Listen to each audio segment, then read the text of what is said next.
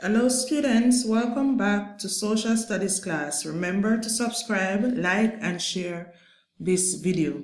Today we'll be looking at the 2018 Social Studies Paper 2 questions.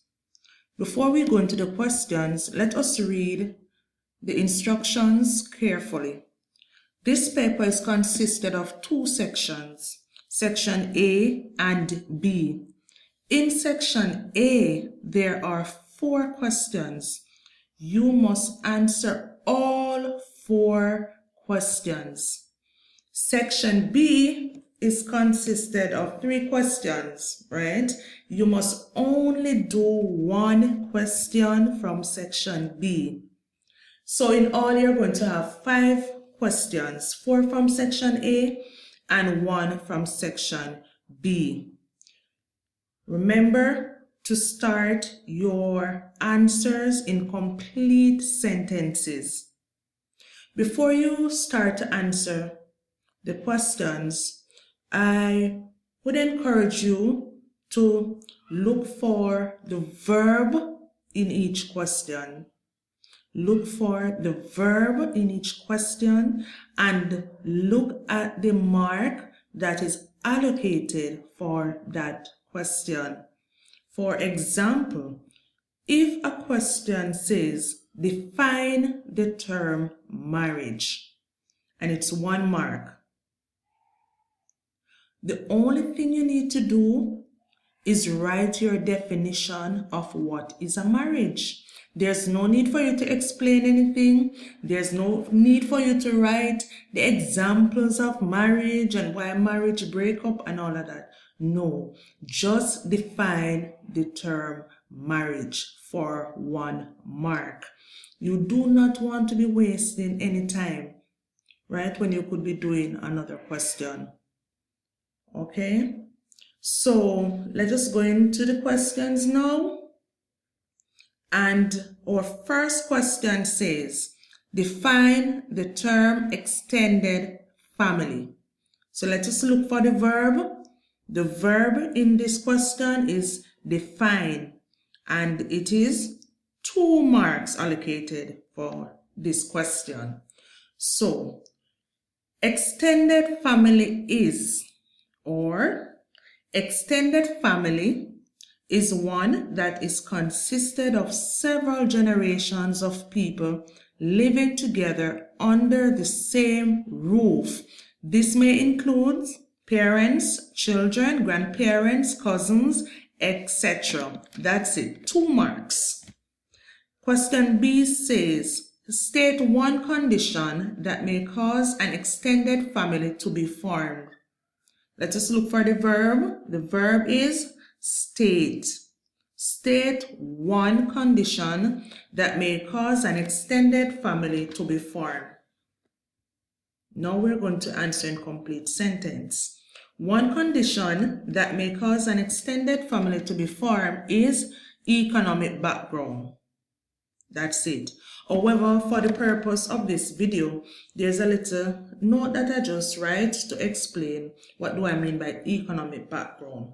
So when we speak of economic background, we are talking about the family's ability to meet their basic needs.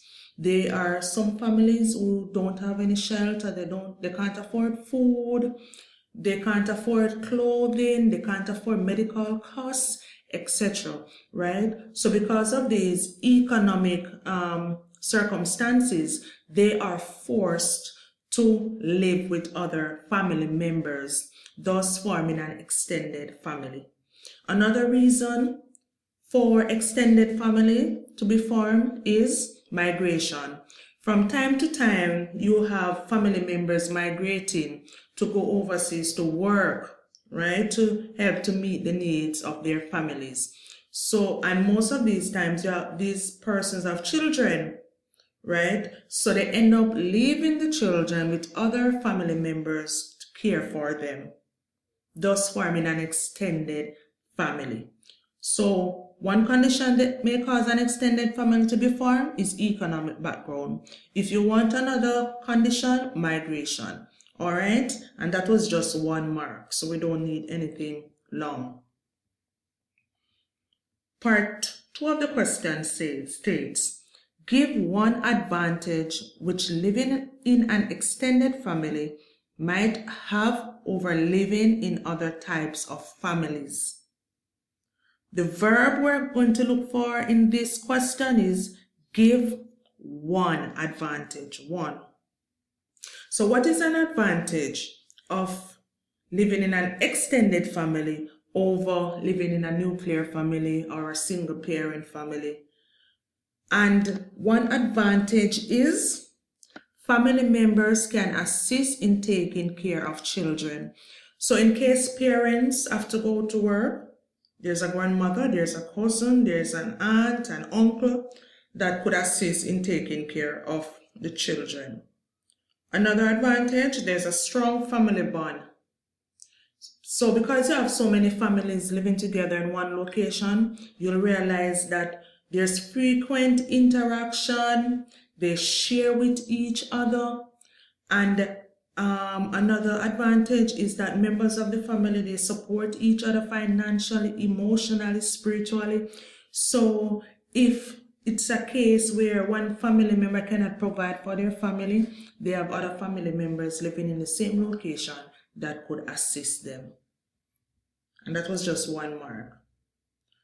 The next question states, describe 2 ways in which greater access to education and training by women has affected the economic functioning of families.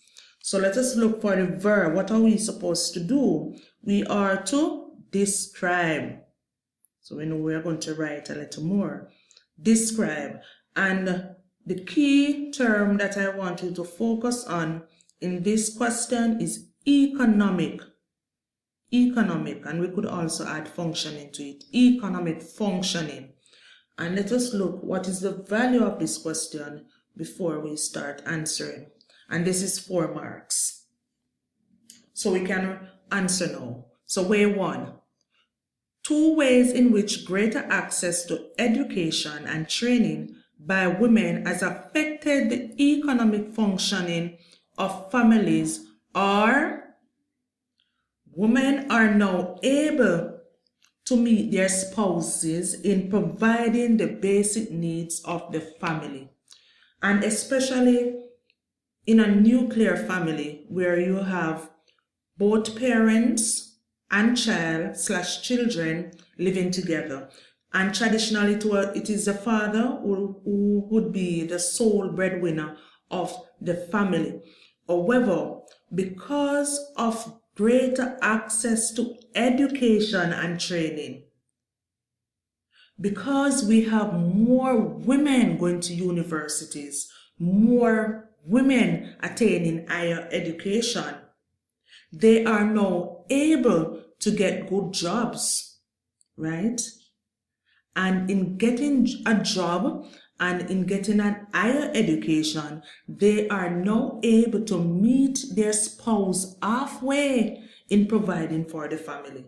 So no longer women have to depend on the men to provide for their families. No, women are now meeting them in providing the basic needs of their family. And that's just 2 marks. Way 2. Another way in which greater access to education and training by women has affected the economic functioning of families is in a single parent family where there is only a parent and a child or children, and in most cases it is a female with the child or children. She is better able to meet or provide for her children. Remember, we only have one parent here, and sometimes the one parent can be catering to 1, 2, 3, 4 children, right? So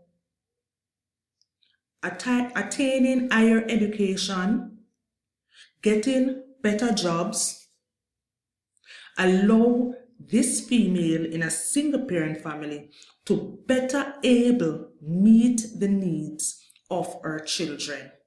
And that is just 2 marks. Simple. All right. So let's go on to the other question.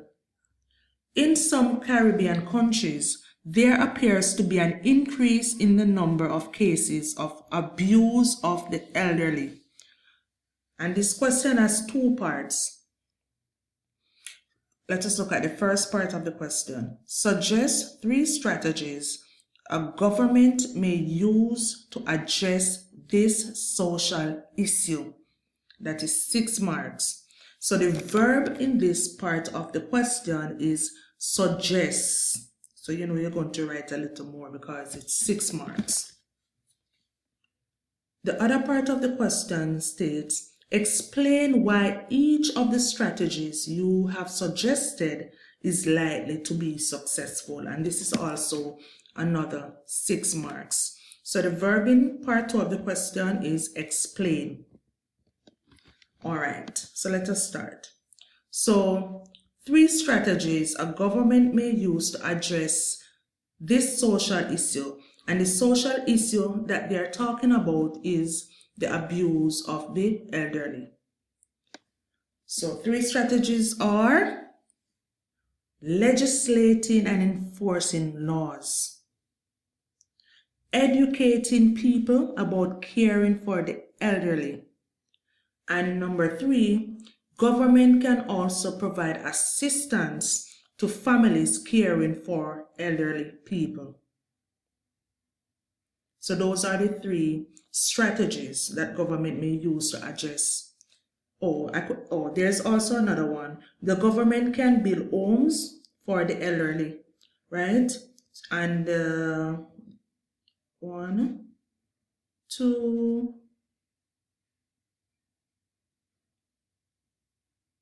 3.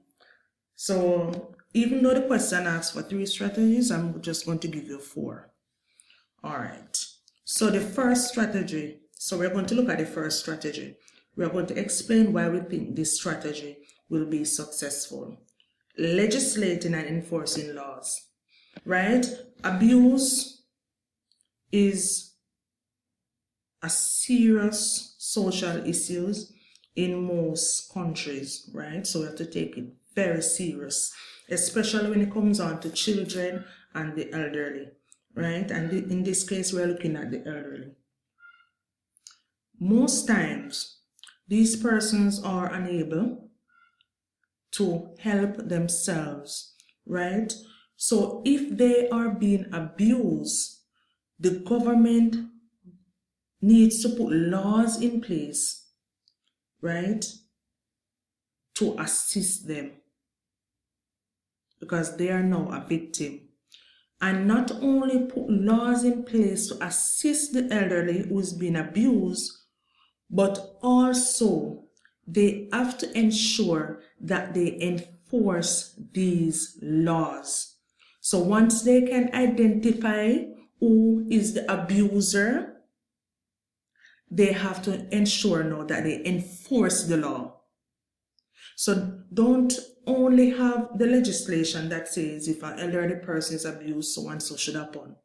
And when a case come up to you where an elderly person is being abused, you just let it slide. No, you also have to enforce the law to ensure that the elderly is protected at all times. Another strategy, educate people about caring for the elderly.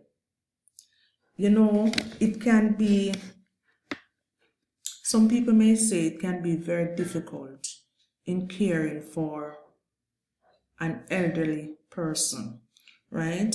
Because in some cases, they are unable to assist themselves. So it can be quite challenging, right?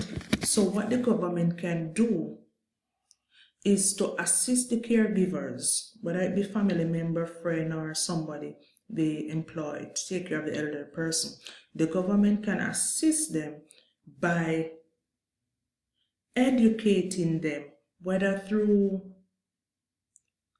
using the mass media, the television, the social media, or whether starting a program in different schools where persons can attend these classes to be educated about caring for the